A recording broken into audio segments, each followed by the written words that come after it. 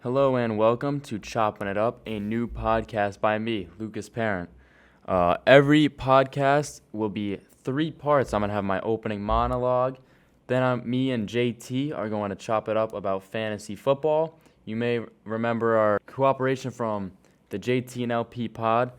And then even later in the episode, I will be joined by Sophia Cavanaugh, field hockey champ, editor-in-chief of our journalism. It's going to be a good episode to start. So let's get right into it with our opening monologue. So we're about 2 weeks into the NBA season, and a lot has happened. Through all of it, there's only been one undefeated team, however, and that is the Boston Celtics. And the Celtics' new additions look very good. Kristaps Porzingis is averaging 19 and 7, and Drew Holiday is averaging 14 points, 7 rebounds, and 5 assists a game. And you know his impact is deeper than what the stats suggest. He's always going to play elite defense night in, night out.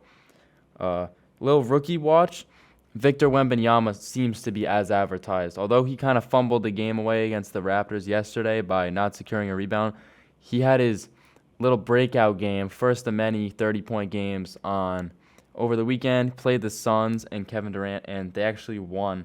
He had 38 points and 10 rebounds. I think it's just the start for Wembanyama, and he's going to be putting up crazy stats for as long as he's in the league, and I'm excited to watch him in that Spurs offense. You know, they got a lot of dogs. Devin Vassell is out for the foreseeable future, but they got Keldon Johnson. I like point Jeremy Socon, and yeah, they got a lot of guys on that team. Asar Thompson has been the definition of a Swiss Army knife this season. His offense has not really been there, but he's averaging 11 points, 9 rebounds. He's had a plethora of double-doubles, 4 assists, 2 blocks a game, and 1 steal a game.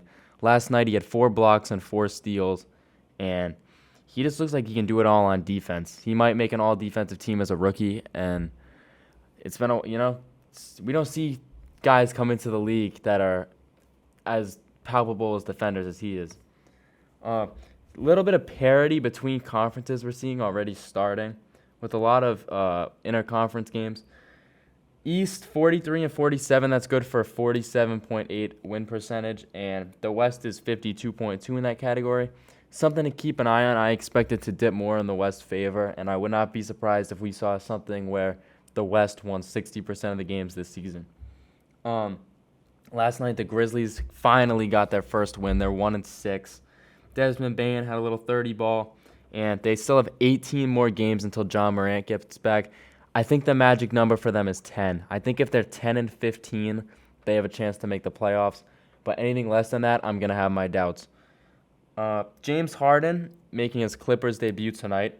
76ers are 5-0 since their opener. They look like they don't really need him that much. So Harden's going to have to step up in this Clippers offense where he is going to be, in addition to an offense that's scoring the most points per game in the Western Conference. He's also expected to be off-ball, which is a very interesting concept, and we haven't seen it really since, his days with a true facilitator in Houston. But off-ball Harden with Russell Westbrook running the point guard. I'm excited for it. I'm not quite sure where the defense is coming from nowadays. The perimeter defense is going to be lacking. I can already see it. But, hey, it'll be a fun little experiment. Everyone loves watching Russ, unless he's shooting 2 for 11. But, hey, it's going to be a good season. NFL. Ravens annihilated the Seahawks this week. They're 7-2. Only team in the league with a point differential of above 100, and it's a lot above 100. We're talking like 115. And Lamar is building. His stats might not show it, but his MVP case is there. 71.5% completion percentage, 1,900 plus yards, 9 touchdowns, 3 picks, and then he's got 440 yards on the ground and 5 touchdowns. He's been balling. Chiefs handle the Dolphins and the Bengals top the Bills. I think those 3 teams, we're talking Chiefs, Bengals, and Ravens, are going to be the top 3 in the AFC to end the season. And, Bengals are back. Joe Burrow's been finding his stride lately after a rough start to his season. Love to see it.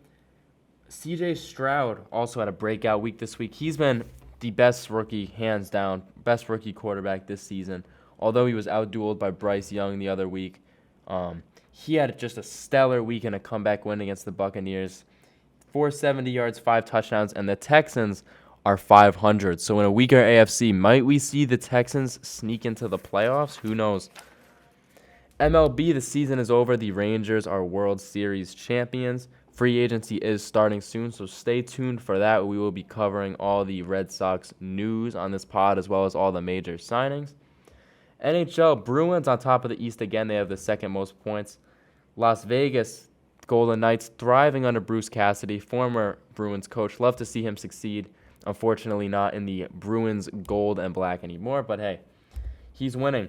And shout out to the San Jose Sharks, 0-10-1 with 12 goals on the season. Hopefully things get better for them. College football, there is a pending investigation for the University of Michigan regarding stealing plays and stuff of the sort. We will see how that ends up. I'm not expecting anything to come of it this year due to the fact that the playoffs are going to start soon, and Michigan is most certainly going to have a spot there. College basketball also starting soon. No conference play for a little bit, but yeah, we got that on the horizon. A lot of sports. The sports equinox was October 30th. We had all sports on. And yeah, now it's winding down. Everything, we're locking in. So I will catch you on the other side of things with JT to talk some fantasy football. Hey everyone, welcome back. This is JT.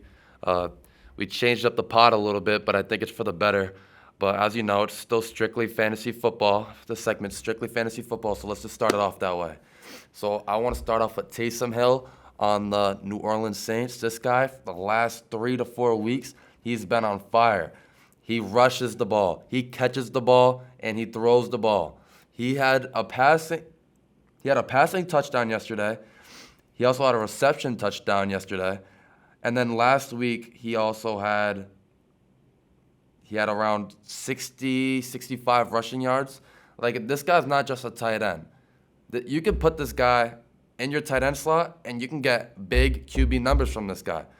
Moving on, though, C.J. Stroud, he's a rookie. He wasn't the first rookie to go this year, but honestly, the way it's looking, he should have easily been the first rookie to go. If the Panthers had this guy, they would definitely be having an over 500 record. I personally think with the weapons that they have, Bryce Young is clearly not it. And C.J. Stroud threw for 470 passing yards yesterday night, while having 10 rushing yards with 5 TDs, with no interceptions, no fumbles.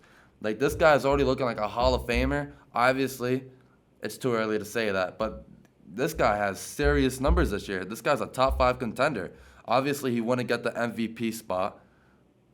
But if we're going to be honest, his numbers show that he could easily be MVP this year. And we can also talk about Joe Burrow being back in the Bengals squad, coming back and showing how strong they really are. Two good wins back-to-back weeks. They beat the Niners last week. They beat the Bills this week. Joe Burrow has 250 passing yards in the last 2 games. He has over 250 passing yards the last 2 games, with also 2+ touchdowns the last 2 games. And on top of that, we have Will Levis and the Tennessee Titans. I mean, it clearly looks like the Titans are already way more comfortable with how Will Levis is controlling this offense. We have Derrick Henry. He's looking like a true king again. He's looking like a true king again. And also, D-Hop's looking like a true contender wide receiver again. He's looking like his old self, looking like a Hall of Famer. And, we have Gus Edwards on the Baltimore Ravens. The last 3 to 4 weeks, he just has great production. He's getting the carries. He's getting the touchdowns. In his last 3 games, he has 6 touchdowns. Everything's looking right. As as the football season goes on, we're getting into that holiday season. We're going to be seeing maybe some snow games. But on top of that, I personally think the best Christmas song of all time is All I Want for Christmas by Mariah Carey. Last Christmas. You just can't, greatest of all time. You just said All I Want for Christmas was the best song, and then proceeded to sing Last Christmas. They're top two. I still don't know which one I like more, but... We'll catch you on the next episode of Chopping It Up with JT and LP. All right, and now I've got a special guest. My name is Sophia Cavanaugh. I'm a field hockey captain, and we just won the state championship. So first and foremost, how does it feel to be a state champion? It is so exciting. For all of us seniors, we won my freshman year, and it's really exciting to have bookends and win again our senior year. Now, sadly, it's all over. As you said, you're a senior. What's your favorite moment from your time in the program? I mean, it's really soon, but I think Saturday is definitely my top moment. Like I said, freshman year was really fun when we won too, but I feel like we're older this time, and we can appreciate it more, and we all contributed on the field. So, your father, Coach Cav, has become a legendary figure at LHS due to his coaching turnaround of our football program. What lessons about competition, if any, have you drawn from him? He has always taught me to just focus and do the best that I can be. If I put all my effort out there and have no regrets, then that's the best way to be. So now that field hockey has ended, what's next for you? So I don't play a winter sport, but I play lacrosse in the spring, so hopefully we can have as much success as we did with field hockey. Do you have any plans to play field hockey in college? I think I'll play club field hockey in college.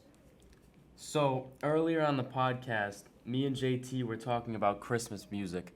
Is it, in your opinion, too early to have that discussion? Yes, it's November. This is true. All right, any closing remarks you'd like to make? No, thank you for having me. Thanks for coming.